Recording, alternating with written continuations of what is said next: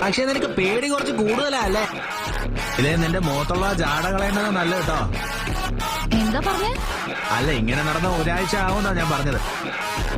നിന്നെ ഇവിടെ കണ്ടതിൽ എനിക്കൊരു ഞെട്ടലുണ്ടായിരുന്നു.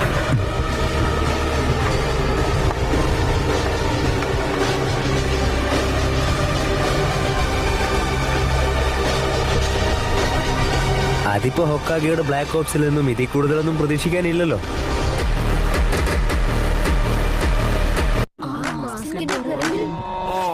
മറ്റൊരു മാസം ഞാൻ ശക്തനാണെന്ന് നീ കരുതുന്നുണ്ടാവും, പക്ഷെ ഞാൻ എപ്പോഴും എന്തും കൊളാക്കാറേ ഉള്ളൂ. ശക്തനാണെന്ന് ഞാൻ കാണിക്കും, കാരണം എനിക്ക് പേടിയാ. എന്നാൽ അതിന്റെയൊക്കെ പുറകിൽ ഞാനൊരു വലിയ പൂജ്യമാണെന്ന് എനിക്ക് തോന്നുന്നു. അല്ലാതെ ശരിയല്ല. നീ എല്ലാ കാര്യങ്ങളും കുളമാക്കിയപ്പോഴും അത് ഞാൻ എങ്ങനെയാ പറയാ? നീ ഒരു അഭിമാനിയായ പരാജയമാണ്. അമിത ആത്മവിശ്വാസം വേണ്ട. കാത്തിരുന്നു. ഞങ്ങൾ നിങ്ങൾ എന്താ ചെയ്യാൻ പോകുന്നതെന്ന് കണ്ടോ? അത്ര കഠിനമായി ഞങ്ങൾ പരിശീലിച്ചിട്ടുണ്ട്. ഞങ്ങളൊക്കെ പിന്നെ എന്ത് ചെയ്തെന്നാ കരുതിയേ? കുത്തിയിരുന്ന് പൂ പറിക്കായിരുന്നു വിചാരിച്ചോ?